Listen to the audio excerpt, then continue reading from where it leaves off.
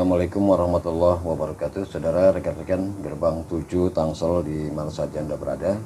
Untuk video reaksi kali ini, saya akan mencoba mereaksi suatu buah video dari stasiun televisi swasta yang berhasil mewawancarai dari manajer PSSI untuk timnas senior, yaitu Bapak Sudarmaji, di mana memang dalam wawancara ini patut untuk kita dengarkan bersama tentang bagaimana kesiapan tim nasional Indonesia esok dalam rangka menghadapi Jepang di putaran kualifikasi putaran ketiga ini, di mana kesiapan apa saja yang sudah dipersiapkan oleh Coach Sintayong dan jajarannya, termasuk juga manajer PSSI yaitu untuk tim nasional Indonesia Pak Sudarmaji. Kemudian juga ada pertanyaan-pertanyaan yang dilontarkan oleh penyiar dari stasiun TV swasta ini mengenai sanksi FIFA yang dikenakan oleh Pak Sudarmaji sudah sejauh mana, dan juga ada berita-berita yang mengenai tentang pemain-pemain naturalisasi yang saat ini berada di luar negeri yang kemudian sudah menghubungi PSSI untuk minta dinaturalisasi, seperti Mauro Gista, kemudian oleh Romeni. Bagaimana status mereka, apakah memang bisa ataupun tidak? Coba kita dengarkan bersama-sama video berikut ini.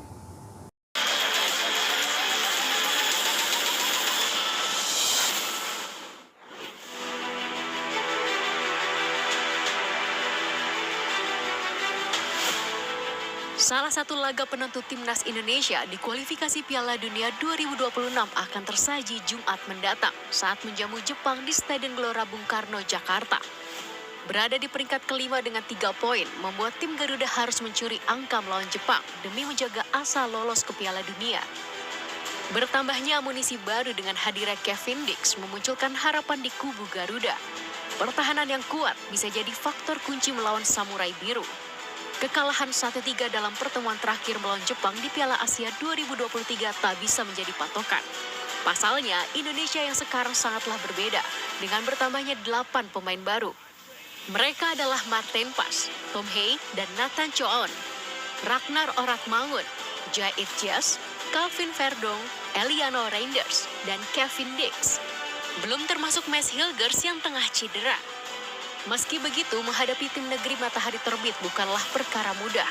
Mereka adalah tim terkuat di grup C, dengan koleksi 10 poin dari 4 laga yang telah dijalani. Dengan torehan 15 gol dan hanya kebobolan 1 kali, cukup membuktikan bahwa Jepang berada di level teratas. Terlebih tim asuhan Hajime Moriyasu bertabur pemain yang merumput di Eropa.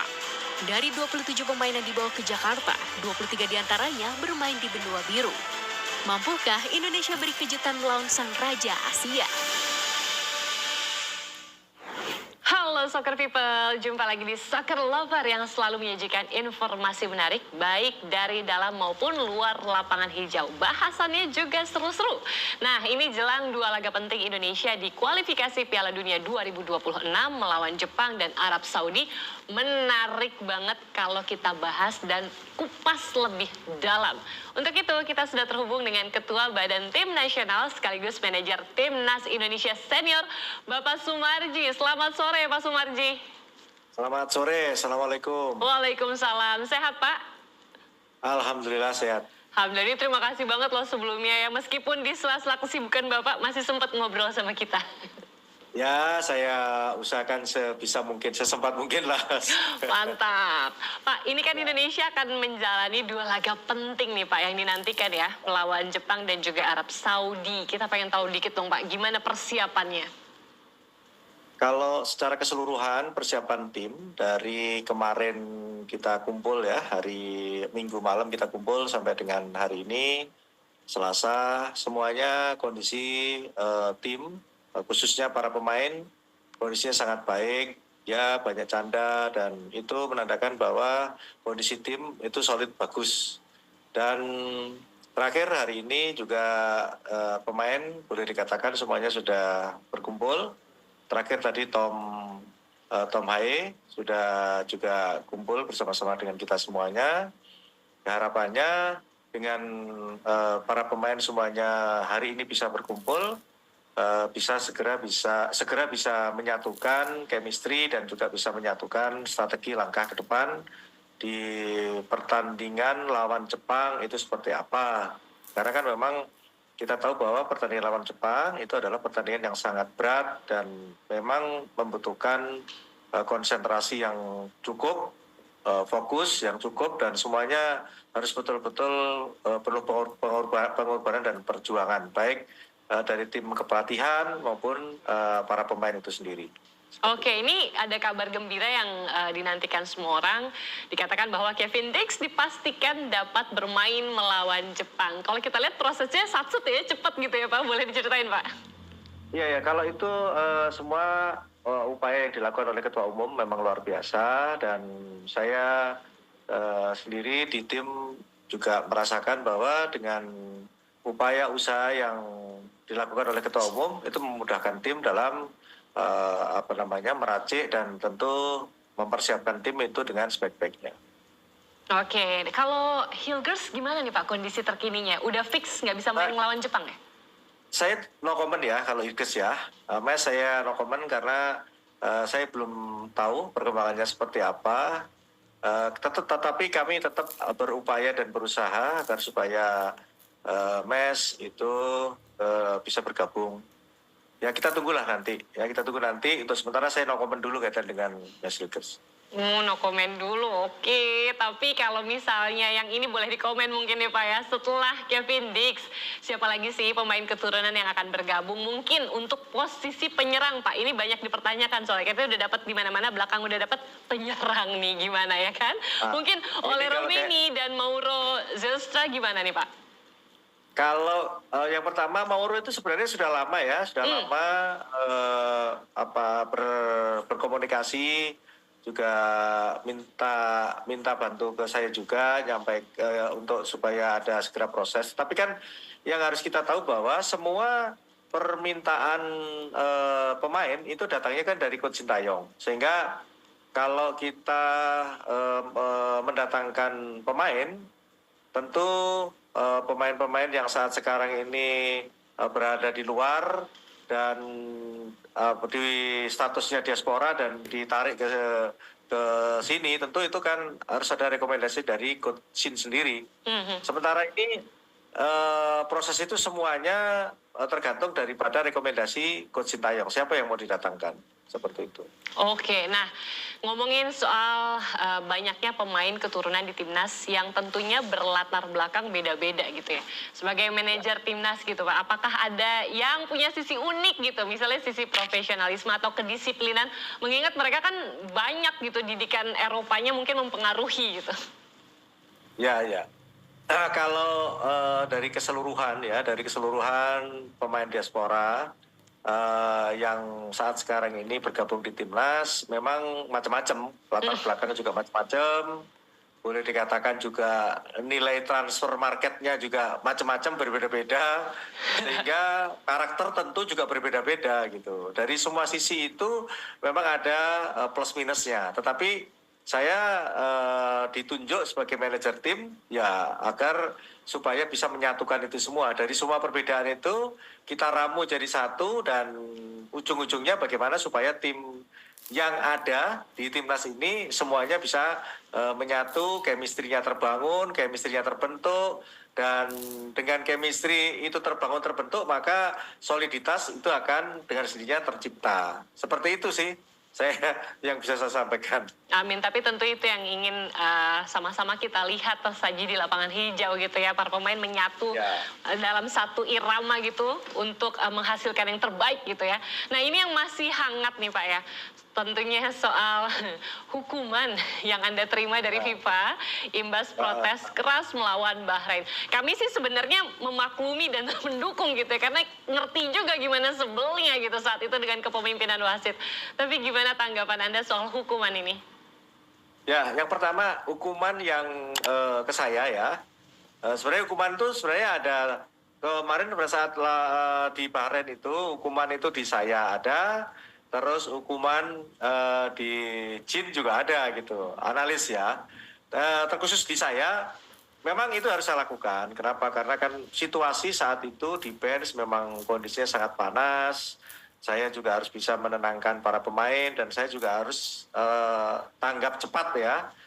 Tanggap cepat, cepat tanggap, membaca situasi itu sehingga dengan tanggap cepatnya itu bisa mengamankan tim gitu. Kalau saya ini posisinya sebagai manajer harus benar-benar bisa melihat kanan kiri, depan belakang, situasinya seperti apa. Mana yang harus bisa kita prioritaskan untuk diselamatkan, ya itu harus diselamatkan. Nah, jadi kondisi itulah yang harus saya lakukan karena kan ini untuk kebaikan tim. Terlepas dari itu semua, memang di sepak bola ketika kita melakukan protes itu pasti akan dikenakan sanksi. Jadi sanksi yang pertama itu saya terima sebenarnya itu saya kena 4 kali. Saya sama Jin sama, ya Jin analis. Jadi sama 4 kali, tetapi saya banding. Saya jelaskan di banding saya bahwa saya melakukan hal itu bukan karena apa-apa, karena saya satu hanya protes, mempertanyakan kenapa waktu sudah habis masih terus dilanjutkan pertandingan. Itu hal yang lumrah di sepak bola seperti itu, dan saya pun juga tidak mengutarakan itu dengan kata-kata yang kasar, itu enggak. Saya juga saya sampaikan, saya pun bahkan dibentak sama wasit keempat, saya pun juga ya sudah saya diam aja gitu, karena ya itu memang resiko gitu. Tetapi setelah saya jelaskan di banding saya, akhirnya alhamdulillah dikasih jawaban, dikasih hasil banding saya itu 4 hari kemudian, dan saya hanya diberikan sanksi 1 kali. Dan 1 kali itu pun sudah saya jalani ketika Cina melawan Indonesia kemarin yang kita kalah 2-0. Sehingga untuk pertandingan ini nanti Indonesia lawan Jepang dan seterusnya, saya sudah bisa kembali mendampingi tim supaya tim betul-betul ada sosok yang mereka lihat dan bisa menambah motivasi para pemain seperti itu. Wah, kita baru tahu loh kalau Pak Sumardi sempat dibentak gitu ya, ternyata sama wasit keempat gitu. Tapi saat itu tentu saja Bapak dengar ya, kalau sebenarnya kita setuju kalau Bapak protes kemarin tuh, gak apa-apa, kami bersamamu Pak gitu ya. Baik, nah Pak ini saat lawan Cina nih Pak ya, mungkin Bapak juga dengar kan kalau misalkan Coach Sintayong ini dikritik lah karena dianggap terlalu berani merotasi pemain. Pak, ini mungkin kita boleh nanya ke Bapak nih, kenapa sih sebenarnya Coach melakukan sejumlah perubahan saat melawan Cina kemarin, Pak? Ya, jadi itu bagian daripada strategi taktik yang dijalankan oleh Sintayong ya, Coach Shin ya. Kenapa? Karena tentu semua sudah diperhitungkan untung dan ruginya. Tetapi ya kembali lagi bahwa soal chemistry itu penting, sekali lagi soal chemistry itu penting, soal hati itu penting. Ketika 11 pemain diberikan tugas tanggung jawab, itu harus betul-betul dijalankan dengan sepenuh hati, tidak boleh kurang sedikit pun. 0,0 sekian pun tidak boleh. Artinya 11 pemain itu harus bermain dengan hati. Dan yang dibawa itu adalah panji-panji negara, Garuda, sehingga ya harus 100%. Maka yang perlu saya sampaikan kepada para pemain itu sebagai evaluasi kemarin, jangan hanya menyalahkan saja kepada Coach Sintayong, tetapi yang harus kita evaluasi adalah bagaimana kita bisa menyatukan diri kita semuanya dalam satu ikatan timnas Indonesia. 11 pemain diberikan tugas tanggung jawab, maka itu harus bekerja keras, rela berkorban untuk bisa membanggakan bangsa dan negaranya. Itu aja sih. Jadi evaluasi, kemudian move on gitu ya Pak ya. Ya, karena betul. kini ada 6 laga tersisa di babak kualifikasi Piala Dunia 2026 yang sudah di depan mata dan diberi target. Jadi Coach ST ini kan memang diberi target posisi 4 besar ya oleh Ketua Umum PSSI. Ya. Seberapa optimis Anda melihat kita masih akan 2 kali bertemu Jepang, kemudian tandang ke Australia yang tentunya bukan perkara mudah gitu. Ya, jadi begini ya.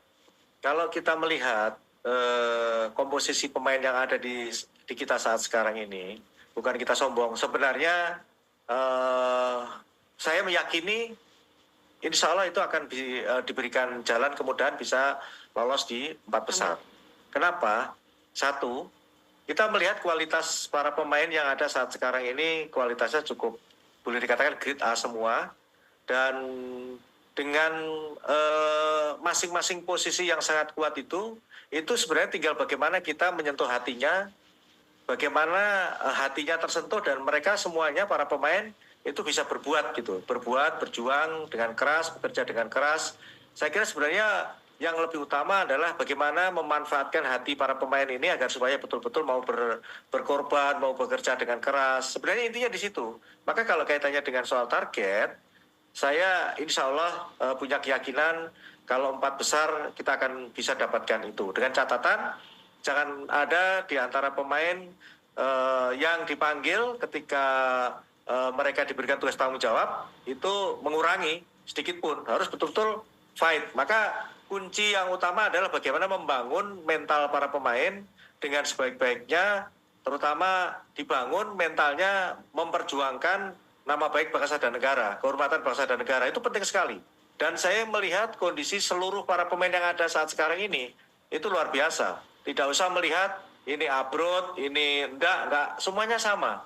Sehingga saya harus katakan bahwa Pak Ketua Umum mendatangkan para pemain itu sudah sangat tepat dan memang sesuai dengan apa yang menjadi harapan dan keinginan kita semua. Kita berprestasi. Nah, jadi itu saudara ya, satu wawancara antara manajer tim PSSI senior Pak Sudarmaji dengan salah satu stasiun TV swasta yang ada di Jakarta, di mana tadi dijelaskan bahwa memang dalam rangka menghadapi Jepang ini kita harus betul-betul memiliki chemistry antar pemain dan memiliki semangat juang yang tinggi untuk membela lambang Garuda di dada. Jadi tidak boleh lagi melakukan kesalahan-kesalahan, kemudian membuang-buang peluang di mulut gawang yang kemudian juga akan bisa merugikan daripada tim kita sendiri. Dan tadi juga dijelaskan mengenai tentang adanya sanksi yang dikenakan oleh Pak Sudarmanti dari FIFA dari 4 kategori sanksi yang dikenakan. Sebetulnya bukan beliau saja, tadi beliau mengatakan ada juga salah seorang dari asisten juga kena, namun memang berhasil dengan adanya banding Pak Sudarmaji di FIFA, kemudian dia hanya dikenakan 1 sanksi dan alhamdulillah untuk pertandingan esok dia bisa mendampingi tim nasional di Gelora Bung Karno, Jakarta. Kemudian juga dengan tentang Moregista dan oleh Romani yang dikabarkan sudah menghubungi Ketua PSSI untuk bisa dinaturalisasi untuk dapat bermain di tim nasional. Dan karena ini memang kebijakan pelatih Sintayong, selama Sintayong tidak memanggil orang-orang tersebut, maka mereka sulit untuk dinaturalisasi menjadi pemain nasional Indonesia. Jadi semua kebijakannya tergantung pelatih, apakah pelatih itu mau memakai oleh Romani ataupun mau regista dan sebagainya. Nah, sepanjang memang mereka tidak memanggil nama-nama pemain naturalisasi atau pemain Grade A yang berada di luar negeri, tentunya pemain tersebut akan sulit untuk dapat membantu tim nasional Indonesia ke depan. Nah, jadi itu bagaimana menurut pandangan Anda? Silakan tulis di kolom komentar di bawah ini. Terima kasih. Wassalamualaikum warahmatullahi wabarakatuh.